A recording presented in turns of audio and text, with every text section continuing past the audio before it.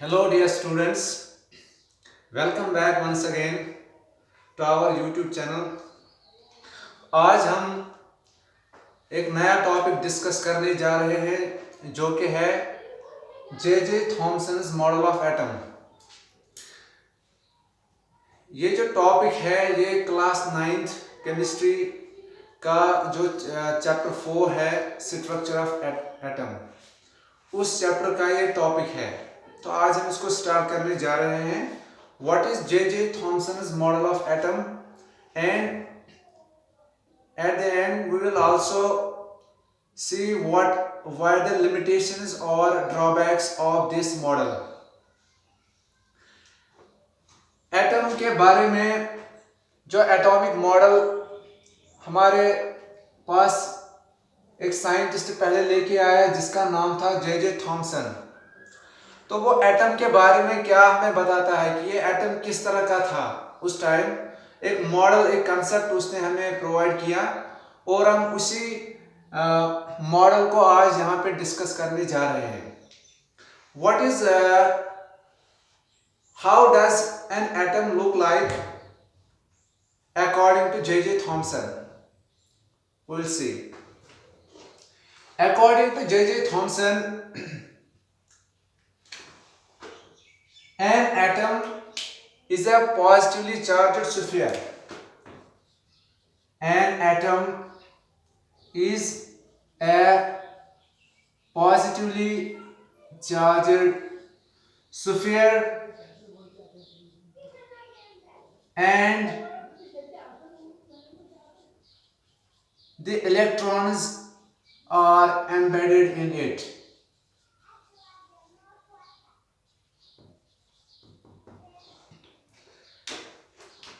According to J J Thomson के नजरिए से अगर हम देखें तो उसका कंसेप्ट ये था कि एक एटम जो होता है, जिसको हम इन शॉर्ट ये भी कह सकते हैं कि इनडिविजिबल पार्टिकल, कि वो मैटर का सबसे छोटा पार्टिकल जिसके और हिस्से ना हो, जो तकसीम ना हो, जो इनडिविजिबल हो। तो यह कहता है कि एक एटम जो होता है ये एक स्फीयर की शेप में होता है, which is positively charged sphere like this।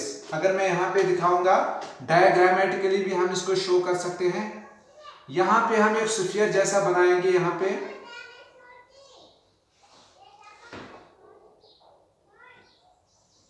तो according to J J Thomson, this sphere it is actually a positively charged sphere, that is this sphere is positively charged। ये पॉजिटिवली चार्ज स्फीयर है।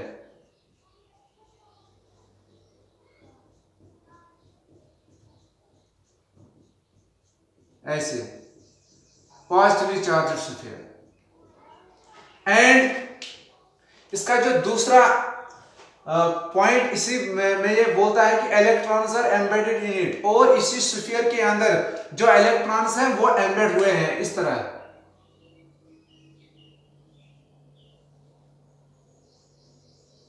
So these are electrons and these electrons are embedded in this positively charged sphere, और ये electrons इस sphere में embed हुए हैं। उसी तरह मैं आपको एक एग्जांपल दे सकता हूं इसमें वाटरमेलन की।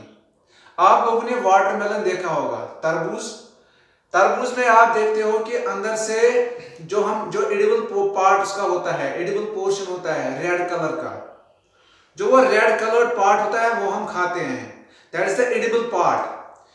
तो आप समझ सकते हैं कि जब आप उस वाटरमेलन को उसका वो छिलका वगैरह उतार देते हो तो अंदर से वो रेड कलर का एडिबल पार्ट आपको एक स्फीयर की फॉर्म में नजर आता है और वो आप खा सकते हैं।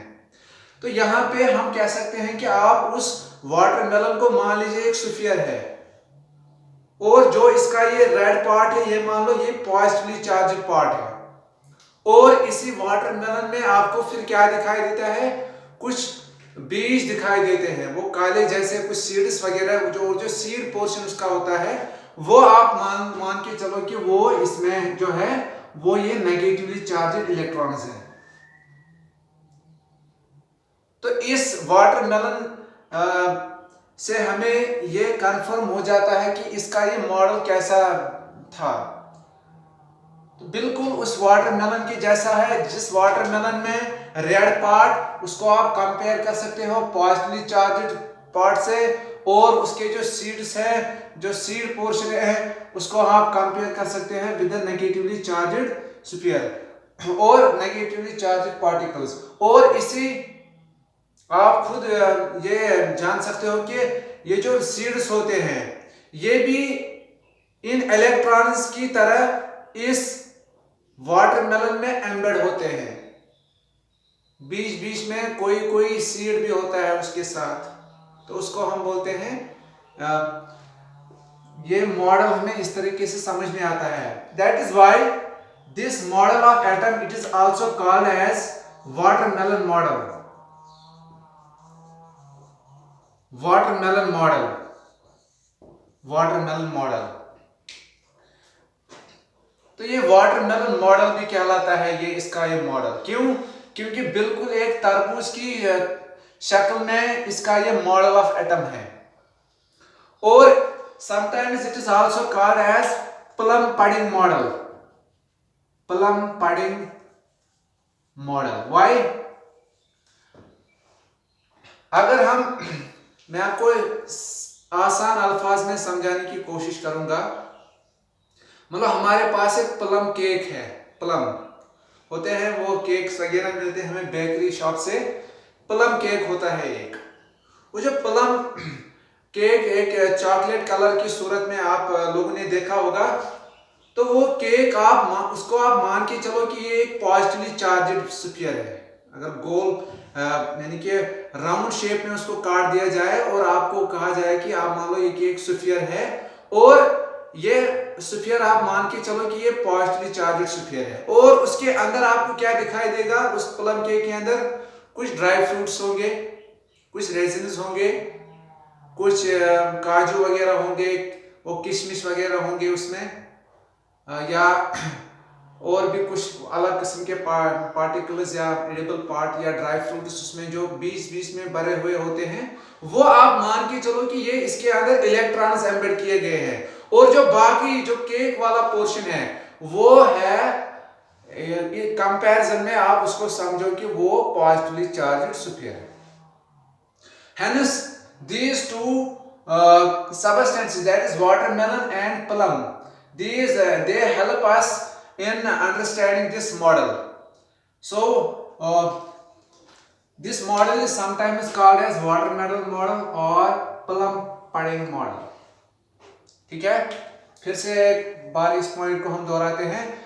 According to J.J. Thomson's model of atom, an atom is a positively charged sphere and the electrons are embedded in it.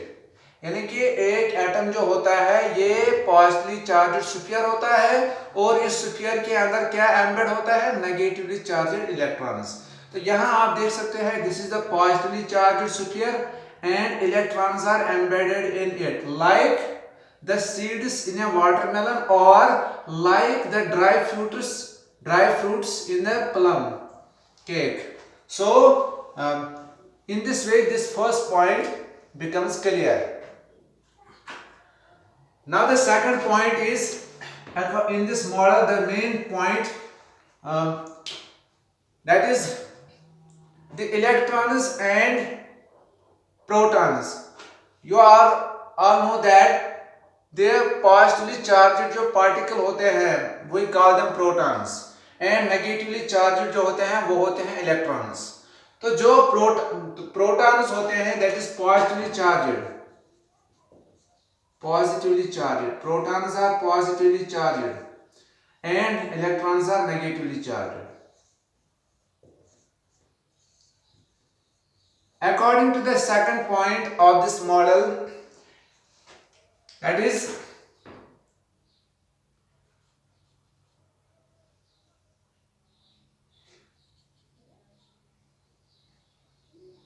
the protons, that is positively charged particles, the protons and electrons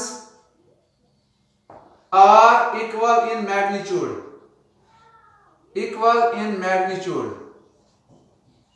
so the atom as a whole is electrically neutral.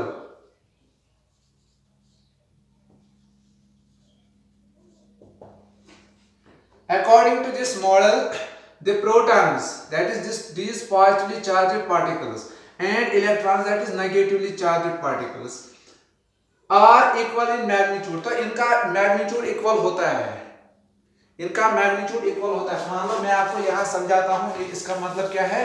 अगर हम इसमें लेंगे 4 4 या 2 2 या 3 3 देंगे हम, मैं 4 protons को लूंगा और 4 इलेक्ट्रॉन्स को इसमें से लूंगा, negatively charged and positively charged particles.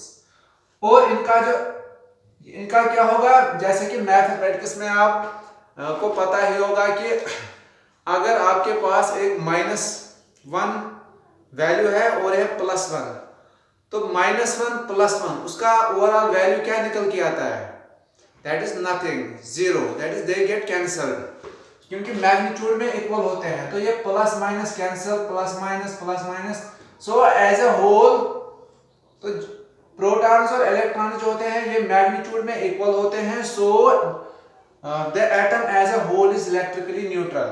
तो इसका मतलब ये हुआ कि like this the atom as a whole is neutral, that is it does not carry any charge.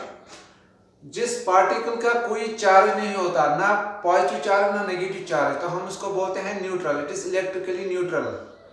So according to J.J. Thomson's model, the protons and electrons are equal in magnitude, so the atom as a whole is electrically neutral. तो atom का जो overall charge होता है वो neutral होता है, ठीक है। This is the second and most important point of this model. This model was proposed around the year 1904। जो 1904 ईयर था उसके अराउंड इसको प्रपोज किया गया जे थॉमसन के द्वारा, ठीक है। अब हम देखेंगे इसके ड्रॉबैक्स क्या थे, लिमिटेशंस क्या थे। तो मेन इसमें 2 ही पॉइंट्स हैं, दैट इज एक इलेक्ट्रॉन, एक एटम जो होता है पॉजिटिवली चार्ज्ड स्फीयर होता है और इसी स्फीयर के अंदर इलेक्ट्रॉन्स एम्बेड होते हैं। दूसरा पॉइंट होता है कि इलेक्ट्रॉन्स और प्रोटॉन्स का चार्ज यानी कि वो मैग्नीट्यूड में इक्वल होते हैं, हेंस एटम का ओवरऑल चार्ज जो होता है वो होता है 0 चार्ज, दैट इज न्यूट्रल। अब इसके ड्रॉबैक्स हैं, लिमिटेशंस हैं। इसका पहला ड्रॉबैक यही है कि यह हमें कोई कंसेप्ट नहीं समझाता कि एटम न्यूट्रल यानी कि एटम स्टेबल है कि नहीं। तो इट डज नॉट या it could not explain the stability of atom, whether the atom is stable or not, so it does not give any clue about it, यानी कि atom की स्टेबिलिटी के बारे में ये हमें कुछ नहीं बताता। तो ये इसका ड्रॉबैक है। ड्रॉबैक नंबर 2 इसका है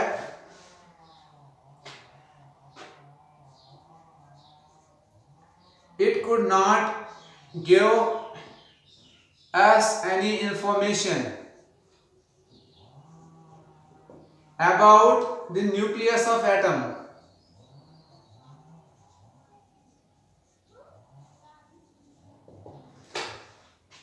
तो जो न्यूक्लियस एटम का आपको पता होगा कि इस दौर में हमें ये पता है कि एटम का जो सेंट्रल पार्ट होता है, एटम के सेंट्रल में होता है पॉजिटिवली चार्ज्ड सेंटर होता है एटम का, उसको हम बोलते हैं न्यूक्लियस। तो इस मॉडल के जरिए हमें न्यूक्लियस के बारे में कोई इंफॉर्मेशन नहीं मिलती है। तो hence this is the second drawback of this model, that is it couldn't give us any information about the nucleus of atom and it could not explain the stability of atom. So this is the most simple model of atom which we call as J.J. Thomson's model. तो अगले topic में हम एक और नया concept लेके आएंगे आपके लिए, that is Rutherford's alpha particle scattering experiment, and then we will also discuss what Rutherford's model of atom was. तो हमारे वीडियोस को ज़्यादा से ज़्यादा देखने के लिए आप हमारे इस चैनल को सब्सक्राइब कीजिएगा और अपने फ्रेंड्स, दोस्तों या बाकी स्टूडेंट्स के साथ इसको शेयर कीजिएगा, ठीक है? Thank you.